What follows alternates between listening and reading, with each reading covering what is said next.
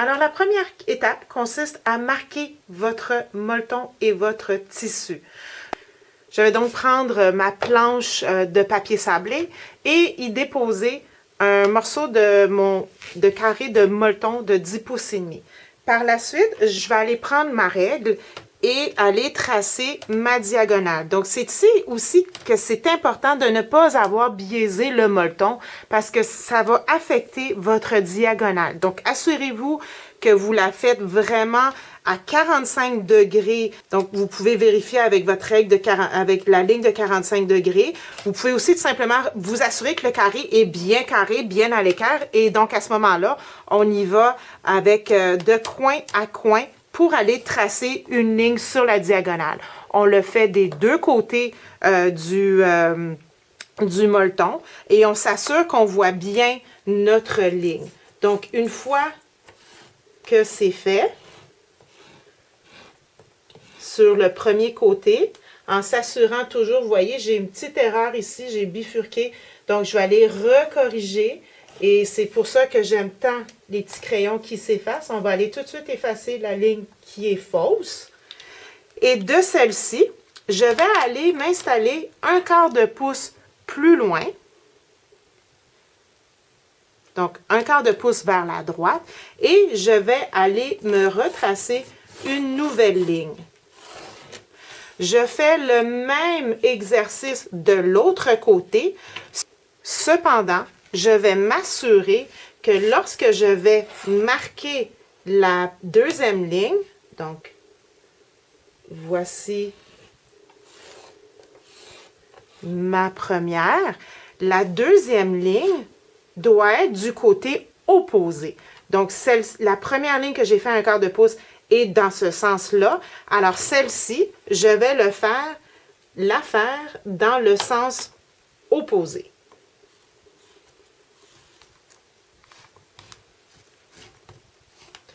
Alors, vous effectuez ce marquage sur vos 3 carrés de molleton de 10 pouces et demi. Vous pouvez faire le contrôle comme ceci. Donc, j'ai ma ligne du milieu, ma ligne d'1/4 de pouce vers la droite et ma ligne d'1/4 de pouce vers la gauche de ce côté-ci. C'est ce qu'il nous faut. Ensuite, je vais aller prendre mes bandes, ma première bande qui doit se retrouver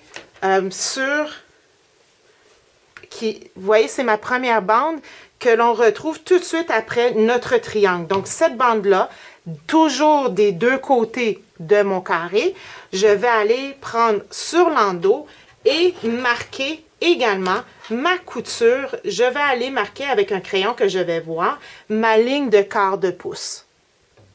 Je vais maintenant aller prendre mon carré de molleton et je vais aller déposer mon premier triangle sur le côté.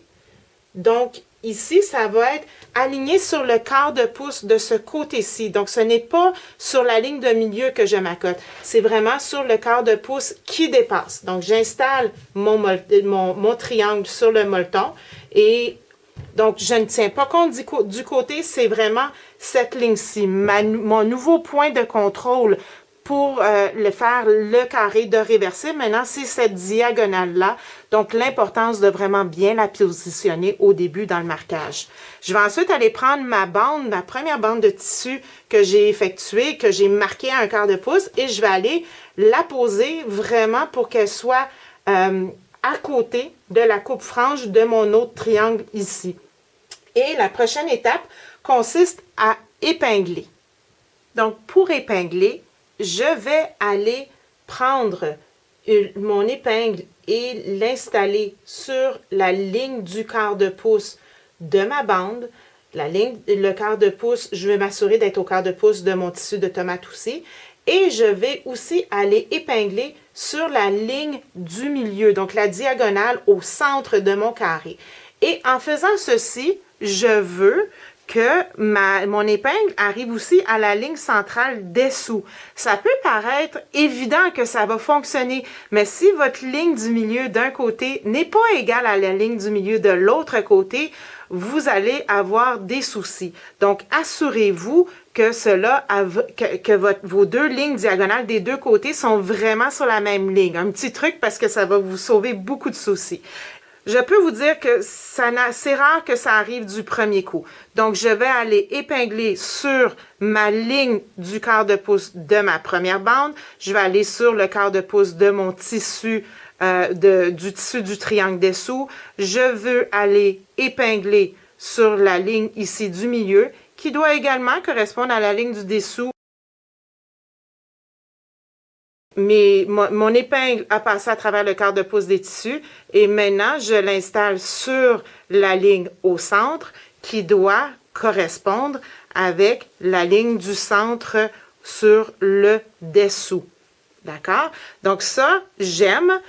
Je vais aller retourner sur ma ligne du dessous et réépingler pour remonter de l'autre côté. Ça va encore être sur la ligne du milieu de mon molleton sur le dessus.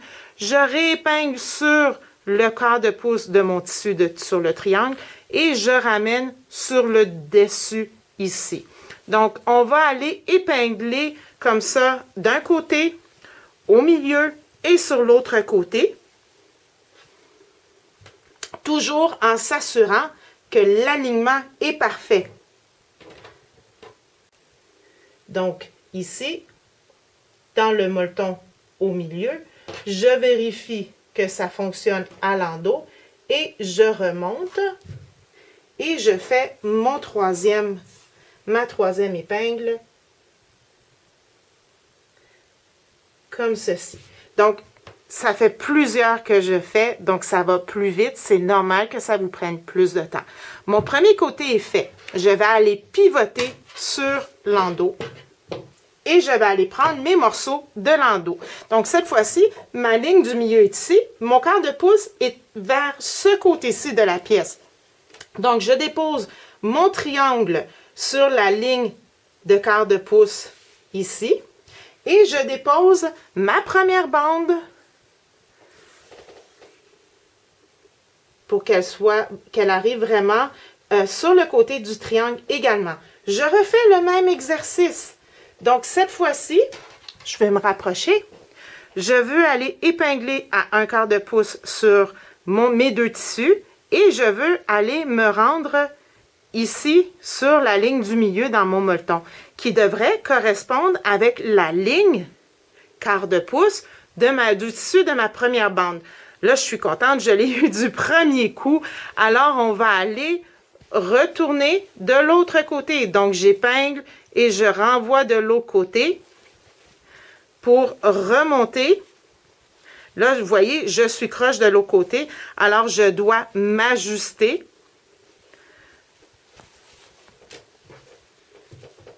Je vais aller simplement m'ajuster pour remonter ici. Donc, je dois faire ça des trois côtés. Une fois que dès que je suis satisfaite de mon épinglage de ce côté-ci, je peux aller retirer l'épingle du dessous. Elle n'est plus nécessaire à ce moment-là. Donc, j'enlève cette épingle-là parce que j'aime celle-ci. Elle est droite. Et je peux donc aller reprendre au milieu. J'épingle. Je m'assure que de l'autre côté, je suis exactement où je veux être. Je remonte tout en m'assurant que je demeure sur ma ligne du quart de pouce. Donc, voyez ici, je suis remontée sur ma ligne du quart de pouce. Donc, j'épingle, je retire l'épingle de l'endos et je vais faire le dernier côté ici. En m'assurant toujours d'être bien à plat, bien évidemment.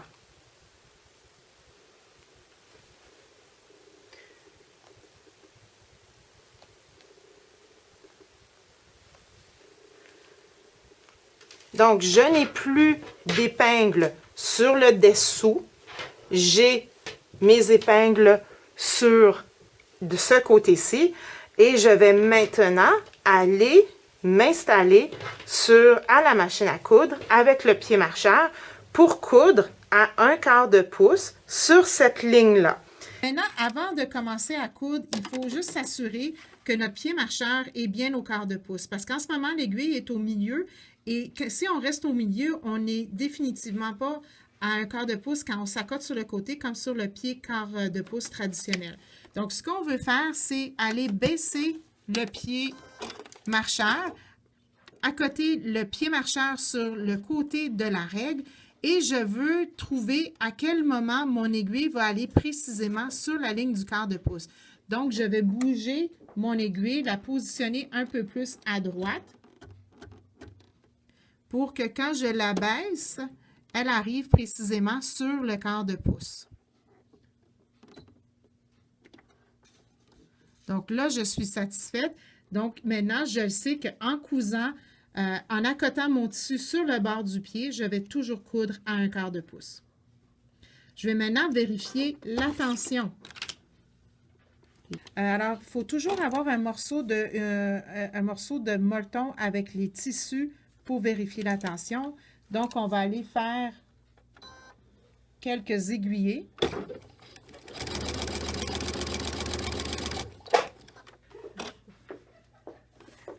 Donc, on va aller regarder. Ce qu'on veut, c'est s'assurer que la tension est bonne des deux côtés. Donc, ici, ma tension n'est pas bonne. Je dois donc allonger mon poing et m'assurer que la jonction du fil se fait vraiment dans le molleton.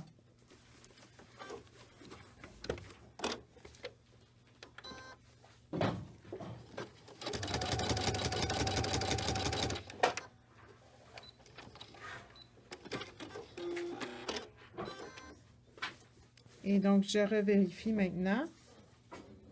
La tension est bonne, alors je peux commencer à faire mon projet. Je vais maintenant coudre mon morceau, mon bloc. Je vais aller accoter mon pied marcheur au début de mon triangle pour être sûr donc que ma couture va se faire au quart de pouce. Et je vais commencer à aller coudre en enlevant les aiguilles pour être sûr que je n'abîme pas mon aiguille de couture avec les épingles dans le bloc.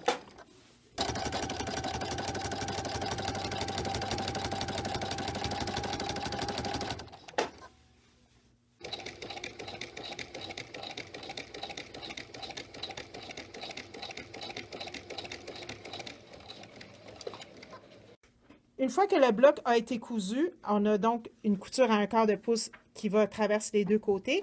On va aller presser pour sceller les coutures. On va ensuite aller ouvrir et donner un coup avec notre fer pour empêcher d'avoir des faux plis. On va ouvrir et écraser notre couture. Et on répète de l'autre côté. Je presse pour sceller ma couture. Je donne un coup avec le coin du fer pour empêcher d'avoir des faux plis dans ma couture. Et ensuite, je vais aller écraser. Je n'étire pas, je ne veux pas biaiser mon tissu, donc je n'étire pas, je fais que écraser à la verticale.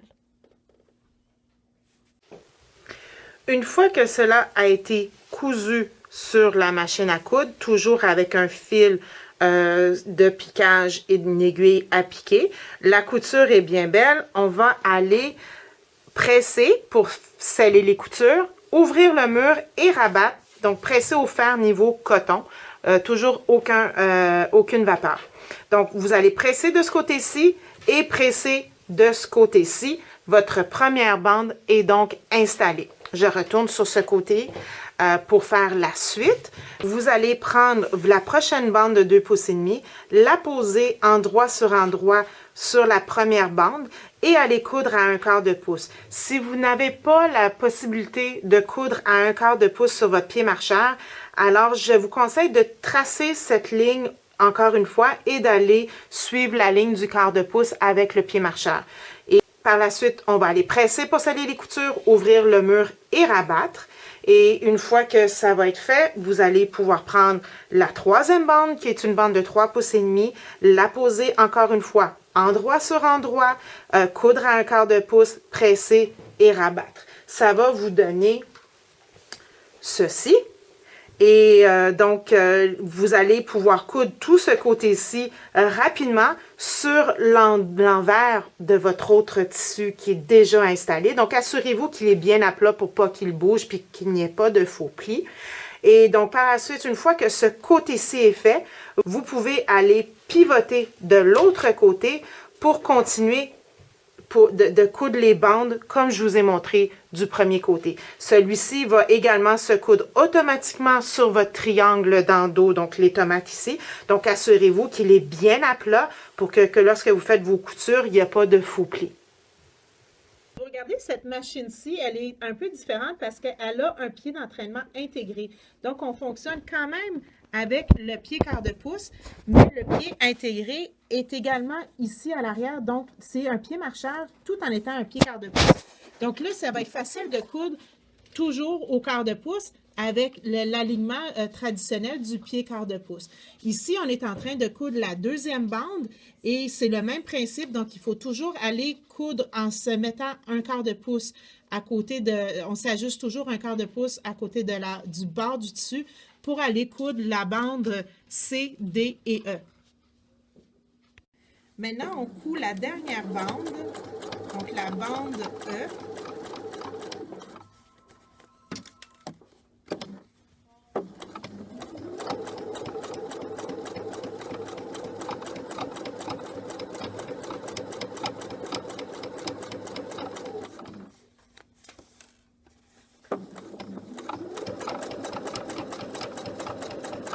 Maintenant, si l'idée de faire une courte pointe de ce modèle-ci, où l'on pique et pièce en même temps, vous plaît, mais que le fait de la faire réversible vous semble trop difficile, voici un autre truc que vous pouvez faire. Vous prenez votre carré de molleton et sur un des deux côtés, vous y apposez un carré de 10 pouces et demi. Donc, vous le mettez bien à plat, vous assurez qu'il n'y a pas de faux plis.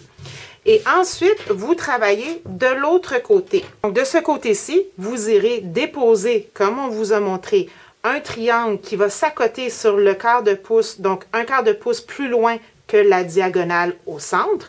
Et vous allez y apposer votre première bande et coudre la première bande pour ensuite coudre la deuxième bande et coudre la troisième bande. Vous allez ainsi avoir vous pouvez même changer, modifier la largeur de vos bandelettes. Donc, vous allez donc vous retrouver avec un carré qui est piécé et piqué en même temps. Et l'autre côté sera une couleur unie, mais ce ne sera donc pas une courte pointe réversible, mais ce sera tout de même une très belle courte pointe. Parlons maintenant de la coupe de votre carré. Il vous faut le tapis de coupe, la règle 12,5 et le couteau rotatif. Je vais aller récupérer mon premier bloc. Donc, je choisis sur quel côté je veux travailler. Je vais continuer sur ce côté-ci. Et je vais aller prendre ma règle carrée, trouver le cadran 1, 1. Toujours important, si vous êtes droitière, le cadran 1-1 doit se retrouver en haut à droite. Si vous êtes gauchère, vous devez le retrouver en haut à gauche. Je vais prendre la diagonale qui se retrouve sur la règle et vraiment l'ajuster pour qu'elle coïncide avec ma ligne de couture centrale. Une fois que je suis satisfaite, je veux recouper mon carré pour qu'il mesure 9 pouces et demi. Alors, là, je vais tout d'abord m'assurer que j'ai un excédent des deux côtés de mon tissu et de mon molleton en haut et à droite de ma règle. Ma ligne est vraiment bien alignée sur la ligne de couture et je vais aller vérifier la grandeur du carré en bas. Mon 9,5 est vraiment, encore une fois, dans mon tissu et dans mon molleton et dans mon tissu sur le dessous. Si vous voyez déjà ici que ce ne sera pas possible, rétrécissez tout simplement, ajustez tous vos blocs par la suite pour qu'ils deviennent cette grandeur-là. Mais, à toute fin pratique, vous devriez être capable de faire le 9 pouces et demi. Pour donc ce faire, je m'assure d'avoir un bon excédent ici. J'ajuste, je peux glisser ma règle en fonction de ma ligne de couture centrale. Et je m'assure d'avoir un 9 pouces et demi toujours dans le tissu en bas. Et je vais aller faire ma coupe à droite et en haut, délicatement.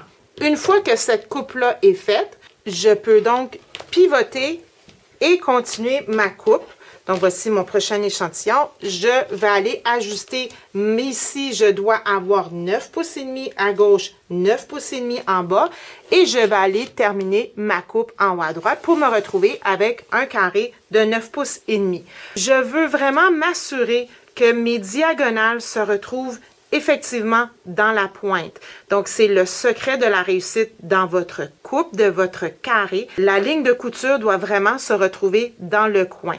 Pourquoi?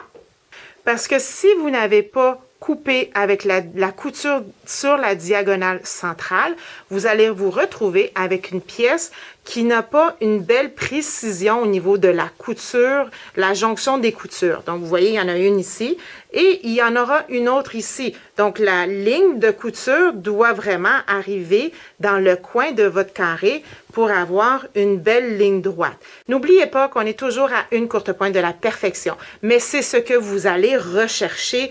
Donc, c'est la clé du succès à cet endroit précis. Quand vous coupez vos carrés, la couture sur le milieu doit coïncider sur la diagonale de votre carré. Ce qu'on veut faire, c'est qu'on veut prendre le cadran 1-1 en haut à droite toujours et on va aller l'aligner sur la ligne de couture au milieu. Donc là, on voit quand je mets la pièce complète, on arrive à 10 pouces. On a besoin de 9,5 seulement. Donc là, ce qu'on va faire, c'est qu'on va aller glisser à 9,5 en s'assurant que le tissu ressort de tous les côtés. Donc là, c'est bon. Je m'assure qu'en haut, il y en a. À droite, il y en a. En bas, je le sais que c'est bon aussi. Donc, je peux aller faire ma première coupe à 9 pouces et demi.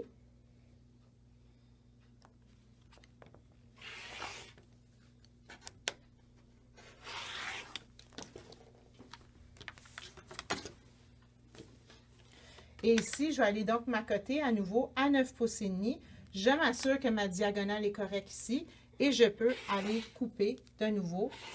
Donc là, j'ai un beau carré à 9 pouces et demi et quand on regarde des deux côtés, les diagonales sont parfaites. Pour devoir, vous devrez faire le piquage de vos deux carrés de 14 pouces. Donc, apposez vos deux tissus de 14 pouces sur le molleton. Vous pouvez utiliser la colle pour vous assurer qu'il n'y ait pas de faux plis et aller les piquer. Pour simplifier, vous pouvez vous référer au guide. Vous pouvez tout simplement faire des lignes sur la diagonale comme ceci. Mais si vous voulez avoir un design plus avancé dans le piquage de votre centre de table, on vous conseille aussi d'aller piquer 3 carrés tout simplement.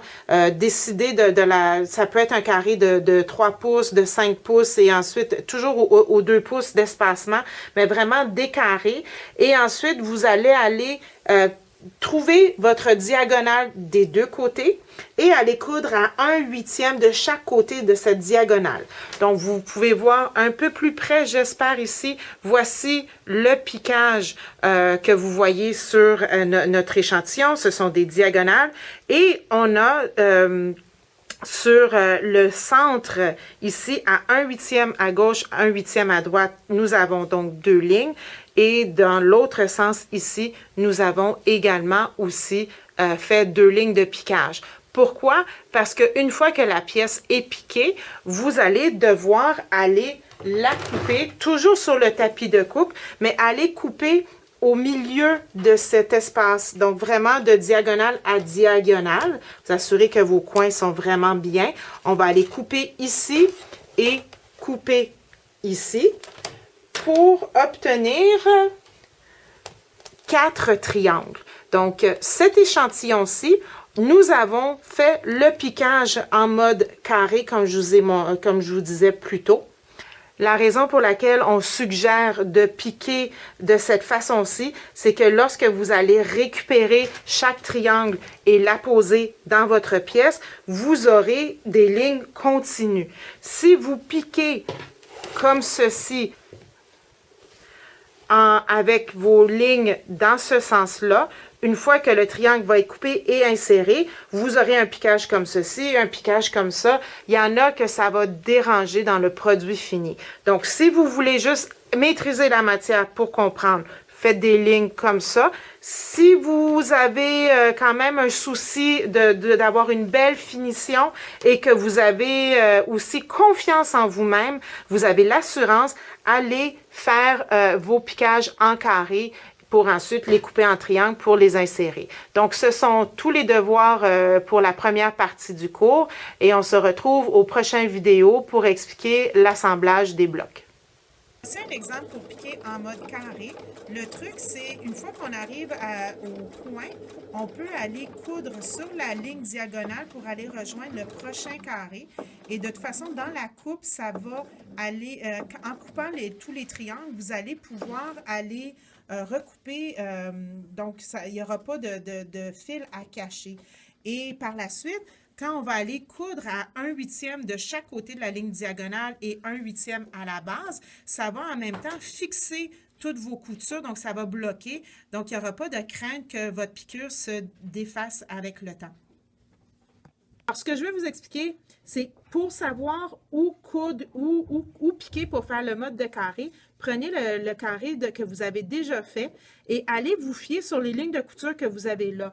Donc, en faisant ça, vous savez que votre premier carré doit être ici, la ligne de couture doit être là et la ligne de couture doit être là. On va repositionner ici et on va pouvoir refaire encore une fois la ligne ici, la ligne là.